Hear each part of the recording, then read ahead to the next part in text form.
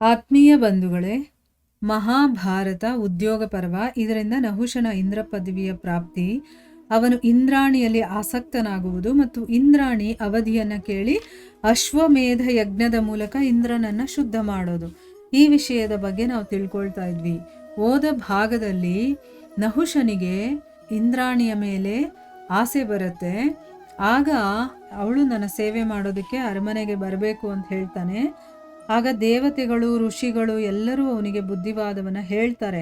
ನೀನು ಸ್ವರ್ಗದ ರಾಜ, ನೀನು ಈಗ ಎಲ್ಲರನ್ನೂ ಚೆನ್ನಾಗಿ ನೋಡ್ಕೋಬೇಕು, ಈ ರೀತಿ ಪಾಪ ಕೆಲಸಗಳಲ್ಲಿ ನೀನು ತೊಡಗಬಾರದು ಅಂತೆಲ್ಲ ಬುದ್ಧಿ ಹೇಳಿದಾಗ ಅವನು ಕೇಳೋದಿಲ್ಲ. ಆಗ ಬೃಹಸ್ಪತಿಗಳ ಹತ್ರ ಬಂದು ಇಂದ್ರಾಣಿಯನ್ನ ಅವನಿಗೆ ಒಪ್ಪಿಸ್ಬಿಡಿ ಅಂತಂದಾಗ ಅವ್ರು ಹೇಳ್ತಾರೆ, ಶರಣಾಗತಿಯಾಗಿ ನನ್ನ ಹತ್ರ ಬಂದವರನ್ನ ನಾನು ಆ ರೀತಿ ಒಪ್ಸೋದಕ್ಕೆ ಸಾಧ್ಯ ಇಲ್ಲ. ಯಾಕಂದ್ರೆ ನಾನು ಧರ್ಮವನ್ನ ತಿಳ್ಕೊಂಡಿರುವಂಥವನು, ಸತ್ಯವನ್ನ ಪಾಲನೆ ಮಾಡ್ತಾ ಇರೋನು. ಅದಕ್ಕೆ ಬ್ರಹ್ಮ ಹೇಳಿರುವಂಥ ಕೆಲವೊಂದು ಮಾತುಗಳನ್ನ ಹೇಳ್ತಾನೆ. ಈ ರೀತಿ ಮಾಡೋದ್ರಿಂದ ಏನೇನಾಗುತ್ತೆ ಅಂತಂದ್ಬಿಟ್ಟು ಅದಕ್ಕೆ ನಾನು ಅವಳನ್ನ ಒಪ್ಸೋದಕ್ಕಾಗಲ್ಲ. ಯಾಕಂದ್ರೆ ನಂಗೆ ಗೊತ್ತಿದ್ದು ನಾನು ತಪ್ಪು ಮಾಡೋದಕ್ಕಾಗೋದಿಲ್ಲ. ಅದಕ್ಕೆ ನೀವು ಏನಾದರೂ ಒಂದು ಉಪಾಯ ಮಾಡಿ, ಅದರಿಂದ ನನಗೂ ಮತ್ತು ಅವಳಿಗೂ ಕೂಡ ಒಳ್ಳೆಯದಾಗಬೇಕು ಅಂತ ಹೇಳ್ತಾರೆ. ಆಗ ದೇವತೆಗಳು ಇಂದ್ರಾಣಿಗೆ ಹೇಳ್ತಾರೆ, ದೇವಿ, ಈ ಸ್ಥಾವರ ಜಂಗಮ ಇಡೀ ಜಗತ್ತು ನಿನ್ನ ಆಧಾರದ ಮೇಲೆ ನಿಂತಿದೆ. ಈಗೆಲ್ಲ ನಿನ್ನ ಕೈಯಲ್ಲೇ ಇದೆ, ನೀನು ಏನು ಮಾಡ್ತೀಯೋ ಅದರ ಮೇಲೆ ನಿಂತಿದೆ. ನೀನು ಪತಿವ್ರತೆ ಮತ್ತೆ ಸತ್ಯನಿಷ್ಠಳು ಆಗಿರೋದ್ರಿಂದ ಒಂದೇ ಒಂದು ಸರಿ ನೀನು ನಹುಷನ ಹತ್ರ ಬಾ. ನಿನ್ನನ್ನ ಅವನು ಬಯಸ್ತಾನಲ್ಲ, ಕಾಮಾಸಕ್ತನಾಗಿ ನಿನ್ನನ್ನ ಇಷ್ಟಪಡ್ತಾನಲ್ಲ, ಆ ಪಾಪಿ ಶೀಘ್ರವಾಗಿ ನಷ್ಟ ಆಗೋಗ್ತಾನೆ. ಮತ್ತೆ ದೇವರಾಜ ಶಕ್ರ ಇದಾನಲ್ಲ, ಅವನು ಮತ್ತೆ ಐಶ್ವರ್ಯವನ್ನ ಪಡ್ಕೊಳ್ತಾನೆ ಅಂತ ಅಂದ್ಬಿಟ್ಟು ಹೇಳ್ತಾರೆ. ಆಗ ತನ್ನ ಕಾರ್ಯ ಸಿದ್ಧಿಗೋಸ್ಕರ ಆಯಿತು, ನನ್ನ ಕೆಲಸ ಆಗಬೇಕು ಅಂತಂದರೆ ಈಗ ಇವ್ರು ಹೇಳ್ದಾಗ ಕೇಳಬೇಕು ಅಂತ ದೇವತೆಗಳ ಜೊತೆ ನಿಶ್ಚಯ ಮಾಡಿಕೊಂಡು ಇಂದ್ರಾಣಿ ಅತ್ಯಂತ ಸಂಕೋಚದಿಂದ, ಅಂದರೆ ಪರಪುರುಷನ ಹತ್ರ ಹೋಗಬೇಕು ಅಂತಂದರೆ ಸಂಕೋಚ ಆಗೇ ಆಗುತ್ತೆ ಪತಿವ್ರತೆಯಾದಂತಹ ಸ್ತ್ರೀಗಲ್ವಾ. ಅವಳು ಸಂಕೋಚ ಪಟ್ಕೊಂಡು ನಹುಷನ ಹತ್ರ ಹೋಗ್ತಾಳೆ. ಅವಳನ್ನು ನೋಡಿ ದೇವರಾಜ ನಹುಷ ಹೇಳ್ತಾನೆ, ಶುಚಿಸ್ಮಿತೆಯೇ, ನಾನು 3 ಲೋಕಗಳ ಸ್ವಾಮಿ, ಅದಕ್ಕೋಸ್ಕರನೇ ಸುಂದರಿ, ನೀನು ನನ್ನನ್ನು ಪತಿಯ ರೂಪದಲ್ಲಿ ವರಸು. ಅಂದರೆ ಈಗ ನೀನು ನನ್ನನ್ನು ಸ್ವೀಕಾರ ಮಾಡು ಪತಿಯ ರೂಪದಲ್ಲಿ. ನಾನು ಈಗ 3 ಲೋಕದ ಒಡೆಯ, ನೀನು ನನ್ನ ರಾಣಿ ಆಗಬೇಕು. ನಹುಷ ಈ ರೀತಿ ಹೇಳಿದ ಮೇಲೆ ಆ ಪತಿವ್ರತೆಯಾದಂತಹ ಇಂದ್ರಾಣಿ ಭಯದಿಂದ ವ್ಯಾಕುಲಳಾಗಿ ನಡುಗೋದಕ್ಕೆ ಶುರು ಮಾಡ್ತಾಳೆ. ಅವಳು ಕೈ ಮುಗಿದು ಬ್ರಹ್ಮನಿಗೆ ನಮಸ್ಕಾರ ಮಾಡ್ಕೊಳ್ತಾಳೆ. ಅಂದರೆ ದೇವರನ್ನ ನೆನೆಸ್ಕೊಂಡಾಗ ನಮ್ಗಿನ್ನೂ ಶಕ್ತಿ ಬರುತ್ತಲ್ವಾ. ನೆನೆಸ್ಕೊಂಡು ಮತ್ತೆ ಅವಳು ಹೇಳ್ತಾಳೆ ನಹುಷನಿಗೆ, ಸುರೇಶ್ವರನೇ, ಅಂದರೆ ದೇವತೆಗಳಿಗೆ ಈಶ ಅವನು ಅಂತ, ನಾನು ನಿಮ್ಮಿಂದ ಕೆಲವೊಂದು ಸಮಯವನ್ನು ಕೇಳ್ತೀನಿ. ದೇವರಾಜ ಶಕ್ರ ಎಲ್ಲಿ ಹೋಗಿದ್ದಾರೆ ಅಂತ ನನಗೆ ಗೊತ್ತಿಲ್ಲ, ಮತ್ತು ಅವ್ರು ಹಿಂದಿರುಗಿ ಬರ್ತಾರೋ ಇಲ್ವೋ ಅದೂ ಗೊತ್ತಿಲ್ಲ. ಇದರ ಬಗ್ಗೆ ಸರಿಯಾಗಿ ಹುಡುಕಾಟ ಮಾಡಿದ ಮೇಲೆ ಅವರ ಸುಳಿವು ಏನಾದರೂ ಸಿಗದೆ ಹೋದರೆ ಆಗ ನಾನು ನಿಮ್ಮ ಸೇವೆ ಮಾಡ್ತೀನಿ. ನೀವೇನು ಹೇಳ್ತಿರೋ ಆ ರೀತಿ ಮಾಡೋದಕ್ಕೆ ನಾನು ತಯಾರು ಅಂತ ಹೇಳ್ತಾಳೆ. ಆದರೆ ನನಗೆ ಸ್ವಲ್ಪ ಸಮಯ ಕೊಡಿ ಅಂತಂದ್ಬಿಟ್ಟು ಕೇಳ್ಕೊಳ್ತಾಳೆ. ನಹುಷ ಹೇಳ್ತಾನೆ, ಸುಂದರಿ, ನೀನು ಹೇಗೆ ಹೇಳ್ತೀಯೋ ಹಾಗೆ ಆಗಲಿ, ಒಳ್ಳೆಯದು. ನೀನು ಇಂದ್ರನನ್ನು ಹುಡುಕ್ಸು, ಆದರೆ ನೋಡು, ಈ ಒಂದು ನಿನ್ನ ಸತ್ಯವಚನ ಇದೆಯಲ್ಲ ಅದನ್ನು ನೆನಪಿನಲ್ಲಿ ಇಡಬೇಕು. ಅಂದರೆ ಅವನನ್ನು ಹುಡುಕ್ಸಿ ಅವನು ಸಿಗಲಿಲ್ಲ ಅಂತಂದರೆ ನೀನು ನನ್ನ ಹೇಳ್ದಂಗೆ ಕೇಳ್ತೀನಿ, ನನ್ನ ಸೇವಕಿಯಾಗಿ ಇರ್ತೀನಿ ಅಂತ ಹೇಳಿದೆಯಲ್ಲ, ಈ ಮಾತನ್ನು ಯಾವತ್ತೂ ನೀನು ಮರಿಬಾರದು ಅಂತಂದ್ಬಿಟ್ಟು ಹೇಳ್ತಾನೆ. ಇದಾದ ಮೇಲೆ ನಹುಷನಿಂದ ಬೀಳ್ಕೊಟ್ಟು ಇಂದ್ರಾಣಿ ಬೃಹಸ್ಪತಿಗಳ ಮನೆಗೆ ಬರ್ತಾಳೆ. ಇಂದ್ರಾಣಿಯ ಮಾತನ್ನು ಕೇಳಿ ಅಗ್ನಿ, ಅಲ್ಲಿದ್ದಂಥ ಇನ್ನೂ ದೇವತೆಗಳಿರ್ತಾರಲ್ಲ ಅವರು ಒಂದು ಕಡೆ ಸೇರಿ ಇವಾಗ ಇಂದ್ರನ ವಿಷಯದಲ್ಲಿ ಯೋಚಿಸೋದಕ್ಕೆ ಶುರು ಮಾಡ್ತಾರೆ. ಆಮೇಲೆ ಅವರು ದೇವಾದಿದೇವನಾದಂತಹ ಭಗವಂತ ವಿಷ್ಣುವನ್ನ ಭೇಟಿಯಾಗ್ತಾರೆ.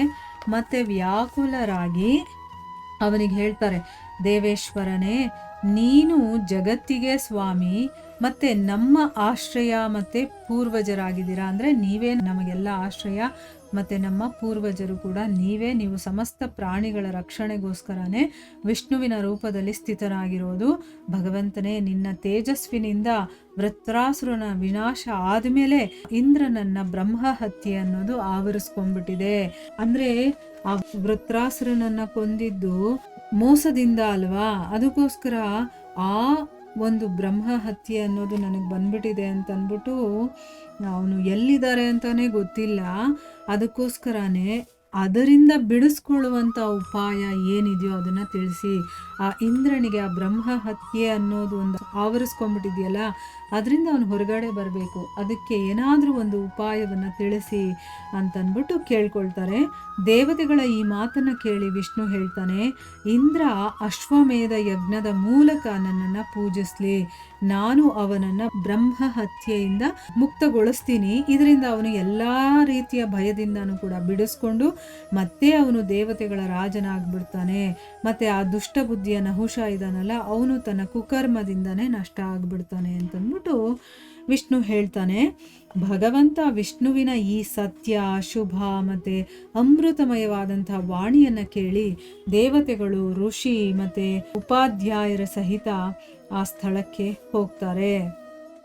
ಅಂದರೆ ದೇವತೆಗಳು ಹೋಗ್ತಾರೆ, ಋಷಿಗಳು ಹೋಗ್ತಾರೆ, ಗುರುಗಳು ಎಲ್ಲರೂ ಸೇರ್ಕೊಂಡು ಅಲ್ಲಿಗೆ ಹೋಗ್ತಾರೆ.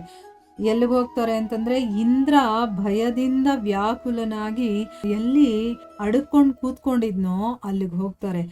ಅಲ್ಲಿ ಇಂದ್ರನ ಶುದ್ಧಿಗೋಸ್ಕರ ಬ್ರಹ್ಮಹತ್ಯೆಯನ್ನು ನಿವೃತ್ತಿಗೊಳಿಸುವಂಥ ಅಶ್ವಮೇಧ ಮಹಾಯಜ್ಞ ಪ್ರಾರಂಭವಾಗುತ್ತೆ. ಅವರು ಬ್ರಹ್ಮಹತ್ಯೆಯನ್ನು ವಿಭಕ್ತಿಗೊಳಿಸಿ ಅದನ್ನು ವೃಕ್ಷ, ಅಂದರೆ ಆ ಬ್ರಹ್ಮಹತ್ಯೆ ಇದೆಯಲ್ಲ ಅದನ್ನೆಲ್ಲ ಬೇರೆ ಬೇರೆ ಮಾಡ್ತಾರೆ. ವಿಭಕ್ತ ಅಂತಂದರೆ ಅದನ್ನು ಪಾರ್ಟ್ ಆಗಿ ಮಾಡಿ, ತುಂಡು ತುಂಡಾಗಿ ಮಾಡಿ ಅದನ್ನು ವೃಕ್ಷ, ನದಿ, ಪರ್ವತ, ಪೃಥ್ವಿ, ಸ್ತ್ರೀಯರಲ್ಲಿ ಹಂಚಿಬಿಡ್ತಾನೆ. ಇದರಿಂದ ಏನಾಯಿತು, ಇಂದ್ರ ನಿಷ್ಪಾಪನಾಗ್ತಾನೆ ಮತ್ತು ನಿಶೋಕಿ ಆಗ್ತಾನೆ. ಆದರೆ ಯಾವಾಗ ಅವನು ತನ್ನ ಸ್ಥಾನವನ್ನು ಗ್ರಹಣ ಮಾಡೋದಕ್ಕೆ ಬಂದನೋ ಆಗ ಅವನು ನೋಡ್ತಾನೆ, ನಹುಷ ದೇವತೆಗಳ ವರದ ಪ್ರಭಾವದಿಂದ ದುಸ್ಸಹನ ಆಗ್ತಾ ಇದ್ದ. ಅಂದರೆ ಅವನನ್ನು ತಡ್ಕೊಳಕ್ಕಾಗಲ್ಲ ಯಾರು, ಆ ರೀತಿ ಆಗ್ತಾ ಇದ್ದ. ಮತ್ತು ತನ್ನ ದೃಷ್ಟಿಯಿಂದಲೇ ಅವನು ಸಮಸ್ತ ಪ್ರಾಣಿಗಳ ತೇಜಸ್ಸನ್ನು ನಷ್ಟ ಮಾಡಿ ಬಿಡ್ತಾ ಇದ್ದ.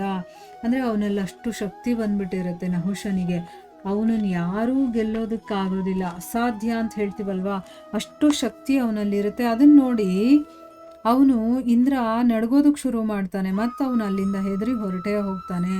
ಅಂದರೆ ಅವನು ಬ್ರಹ್ಮಹತ್ಯೆ ದೋಷದಿಂದ ಹೊರಗಡೆ ಏನೋ ಬಂದ, ಆದರೆ ಅವನು ಬಂದು ನೋಡ್ತಾನೆ ನಹುಷ ತನಗಿಂತ ಎಷ್ಟೋ ಶಕ್ತಿಶಾಲಿ ಆಗಿಬಿಟ್ಟಿದ್ದಾನೆ. ಅದನ್ನು ನೋಡಿ ಈಗ ಅವನು ಮುಂದೆ ಹೋದರೂ ಕೂಡ ನಾನು ಉಳಿಯಲ್ಲ ಅಂತಂದ್ಬಿಟ್ಟು ಅವನೇನು ಮಾಡ್ತಾನೆ, ಅಲ್ಲಿಂದ ಹೊರಟು ಹೋಗ್ತಾನೆ.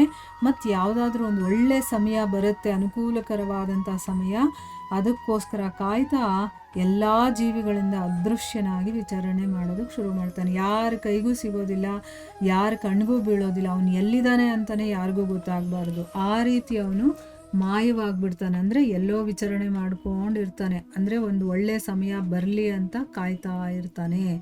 ಇಲ್ಲಿಗೆ ನಾವು ನಿಲ್ಲಿಸೋಣ. ಹರೇ ಕೃಷ್ಣ.